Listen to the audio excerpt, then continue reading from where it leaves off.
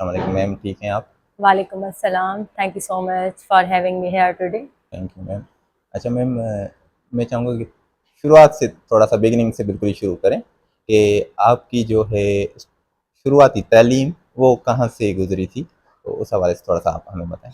Basically मेरी जो roots हैं विलेज बम्बा तालका 7 डिस्ट्रिक्ट जामशोरो से हैं और मेरी जो स्कूलिंग मैंने की है वो भानसदाबाद और कॉलेज भी मैंने वहाँ से किया हुआ है। देन मैंने जो BS botany graduation from Sindh university से की है और उसके बाद जो है 2021 में मैंने पास आउट किया। ठीक है। देन मैंने लेक्चरशिप के लिए अप्लाई किया और जो है 2021 के बाद मैंने ये प्रिपरेशन की, अप्लाई किया। फर्स्ट अटैम्प्ट में ही मेरी सिलेक्शन हो गई अल्हम्दुलिल्लाह। आज मैं लेक्चरर हूँ और करंटली मैं पोस्टेड हूँ कासमाबाद बॉयज़ कॉलेज में। अच्छा, आप इंडिपेंडेंट वुमेन हैं, अपना एक बिजनेस चला रही हैं हॉस्टल का, तो एक जो है वुमेन्स के लिए कितना डिफिकल्ट होता है बिजनेस की तरफ आना?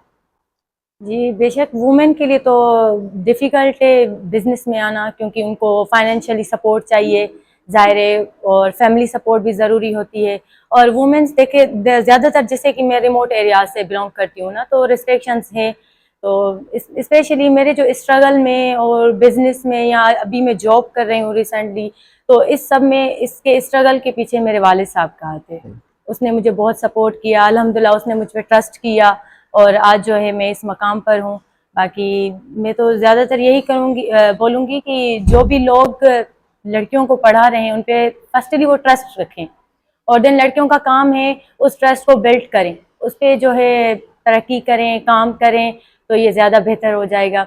और बिज़नेस के लिहाज से बोलूँ तो उनको सपोर्ट की बहुत ज़रूरत होती है, फिर वो चाहे उनके हस्बैंड करें या वालिद करें। ठीक है। देन अर्निंग तो बाद में स्टार्ट होती है कि वो अपने बिजनेस से कुछ कर दिखाएं ना, पहले सपोर्ट की ज़रूरत होती है और मस्ट होती है फैमिली सपोर्ट। अल्हम्दुलिल्लाह, I am blessed with best family, best father, that's why मैं आज इस मकाम पर हूँ।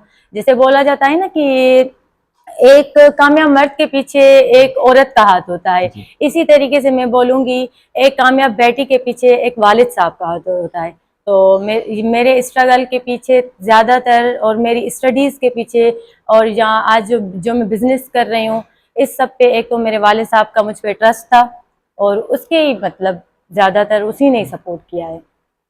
अच्छा, आप लेक्चरर भी हैं जो है कॉलेज में, और साथ ही साथ आप अपना बिजनेस भी चला रही हैं, तो जी। दोनों को मैनेज करना, और तीसरा एक वुमेन है तो जाहिर सी बात है घर को भी मैनेज कर रही होंगी आप, तो तीनों चीज़ों को किस तरह से आप मैनेज करती हैं? दरअसल आप बोल रहे हैं टाइम मैनेजमेंट के बारे में। जी। वो ये है कि मैं ज़्यादातर, मेरा ये फोकस होता है, तो जो मेरे अर्जेंट्स काम होते हैं, जो ज़्यादा ज़रूरी होते हैं, मैं उनको ज़्यादा तरजीह देती हूँ ना।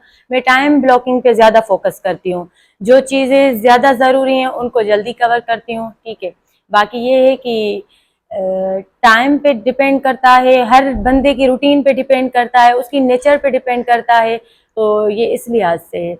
बाकी ये है कि मैं ज़्यादातर जो मेरे अर्जेंट वर्क होते हैं वो कंप्लीट कर लेती हूँ। जब मैं कॉलेज में होती हूँ तो ज़्यादातर मेरा फोकस होता है टाइम ब्लॉकिंग के हिसाब से, मेरा माइंड सेट होता है कि अभी मुझे स्टूडेंट्स की स्टडी को देखना है, कॉलेज के काम कंप्लीट करने। देन मैं हॉस्टल आ जाती हूँ तो ज़्यादातर मेरा फोकस हॉस्टल पर होता है।